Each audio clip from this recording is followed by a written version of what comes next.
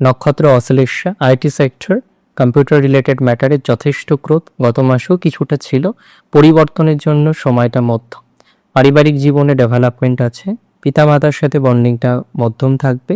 যে কোনো ইনভেস্টমেন্ট করার ক্ষেত্রে সচেতন হতে হবে। যে কোনো ধরনের সমস্যা আসতে পারে, বিশেষ করে চাকরি জীবনে শত্রুতা কেন্দ্রিক, যে কারণে পরিবর্তন করে নেওয়া যায় যাদের শত্রুতা উপলব্ধি করেছেন বা কোনো রকমের কনস্পিরেসির জায়গা তৈরি হয়েছে। তো সেক্ষেত্রে পরিবর্তন করাটাই আমার মনে হয় সর্বাধিক পজিটিভ হবে। ডিজিটাল মার্কেটিংয়ের কাজ যারা করে, মিডিয়া লাইনে যারা আছেন, তাদের প্রোগ্রেসিভ জায়গাটা বেশি দেখতে পারবো।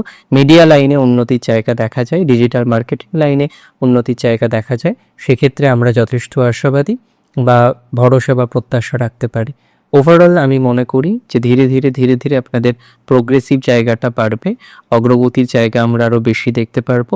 যে ধরনের মেন্টাল প্রেশারের কারণে আপনাদের ভুগতে হচ্ছে, সেই জায়গা থেকেও কিন্তু আমরা অগ্রগতি লক্ষ্য করতে পারবো। রাশি যদি আপনার হয়ে থাকে কর্কট, অশ্লেষা নক্ষত্রের, সন্তান ভাগ্য মধ্যম, বউ বা স্বামী ভাগ্যটা মধ্যম, প্রবলেম কিছুটা মিটতে পারে। ইনভেস্টমেন্ট মধ্যম প্রকৃতির হবে।